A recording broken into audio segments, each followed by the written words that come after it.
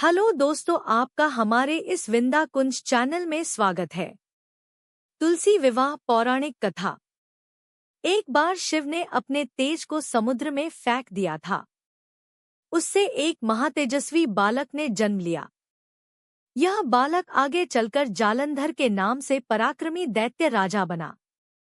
इसकी राजधानी का नाम जालंधर नगरी था। दैत्यराज कालनेमी की कन्या वृंदा का विवाह जालंधर से हुआ। जालंधर महाराक्षस था। अपनी सत्ता के मद में चूर उसने माता लक्ष्मी को पाने की कामना से युद्ध किया, परंतु समुद्र से ही उत्पन्न होने के कारण माता लक्ष्मी ने उसे अपने भाई के रूप में स्वीकार किया। वहां से पराजित होकर वह देवी पार्वती को पाने की लालसा से कैलाश पर्वत पर गया। एक बार शिव ने अपने तेज को समुद्र में फेंक दिया था। उससे एक महातेजस्वी बालक ने जन्म लिया। यह बालक आगे चलकर जालंधर के नाम से पराक्रमी दैत्य राजा बना। इसकी राजधानी का नाम जालंधर नगरी था। दैत्यराज कालनेमी की कन्या वृंदा का विवाह जालंधर से हुआ। जालंधर महाराक्षस था। अपनी सत्ता के मद में चूर उसने माता लक्ष्मी को पाने की कामना से युद्ध किया, परंतु समुद्र से ही उत्पन्न होने के कारण माता लक्ष्मी ने उसे अपने भाई के रूप में स्वीकार किया। वहां से पराजित होकर वह देवी पार्वती को पाने की लालसा से कैलाश पर्वत पर गया। भगवान देवाधिदेव शिव का ही रूप धरकर माता पार्वती के समीप गया, परंतु मां ने अपने योगबल से उसे तुरंत पहचान लिया तथा वहां से अंतर्ध्यान हो गई। देवी पार्वती ने क्रुद्ध होकर सारा वृतांत भगवान विष्णु को सुनाया। जालंधर की पत्नी वृंदा अत्यंत पतिव्रता स्त्री थी। उसी के पतिव्रत धर्म की शक्ति से जालंधर न तो मारा जाता था और न ही पराजित होता था। इसीलिए जालंधर का नाश करने के लिए वृंदा के पतिव्रत धर्म को भंग करना बहुत आवश्यक था। इसी कारण भगवान विष्णु ऋषि का वेश धारण कर वन में जा पहुंचे, जहां वृंदा अकेली भ्रमण कर रही थी।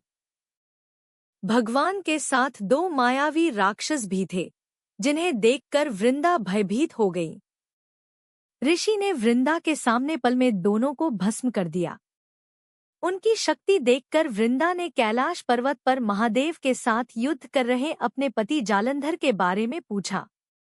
ऋषि ने अपने माया जाल से दो वानर प्रकट किए। एक वानर के हाथ में जालंधर का सिर था तथा दूसरे के हाथ में धड़। अपने पति की यह दशा देखकर वृंदा मूर्छित होकर गिर पड़ी। होश में आने पर उन्होंने ऋषि रूपी भगवान से विनती की कि वह उसके पति को जीवित करें। भगवान ने अपनी माया से पुनः जालंधर का सिर धड़ से जोड़ दिया, परंतु स्वयं भी वह उसी शरीर में प्रवेश कर गए। वृंदा को इस छल का तनिक भी आभास न हुआ। जालंधर बने भगवान के साथ वृंदा पतिव्रता का व्यवहार करने लगी, जिससे उसका सतीत्व भंग हो गया। ऐसा होते ही वृंदा का पति जालंधर युद्ध में हार गया। इस सारी लीला का जब वृंदा को पता चला, तो उसने क्रुद्ध होकर भगवान विष्णु को हृदयहीन शिला होने का श्राप दे दिया। अपने भक्त के श्राप को भगवान विष्णु ने स्वीकार किया और शालिग्राम पत्थर बन गए। सृष्टि के पालनकर्ता के पत्थर बन जाने से ब्रह्मांड में असंतुलन की स्थिति हो गई। यह देखकर सभी देवी देवताओं ने वृंदा से प्रार्थना की वह भगवान विष्णु को श्राप मुक्त कर दे। वृंदा ने भगवान विष्णु को श्राप मुक्त कर स्वयं आत्मदाह कर लिया। जहां वृंदा भस्म हुई, वहां तुलसी का पौधा उगा। भगवान विष्णु ने वृंदा से कहा, हे वृंदा, तुम अपने सतीत्व के कारण मुझे लक्ष्मी से भी अधिक प्रिय हो गई हो।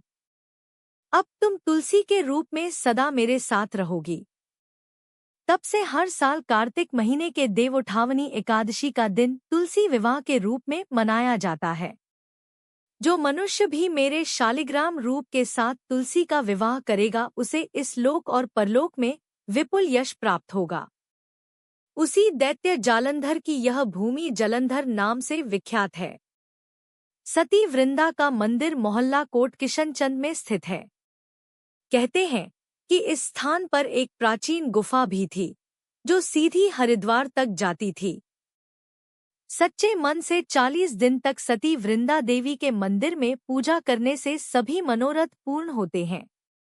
जिस घर में तुलसी होती है, वहां यम के दूत भी असमय नहीं जा सकते। मृत्यु के समय जिसके प्राण मंजरी रहित तुलसी और गंगा जल मुख में रखकर निकल जाते हैं, वह पापों से मुक्त होकर वैकुंठ धाम को प्राप्त होता है। जो मनुष्य तुलसी व आंवलों की छाया में अपने पितरों का श्राद्ध करता है, उसके पितर मोक्ष को प्राप्त हो जाते हैं। धन्यवाद।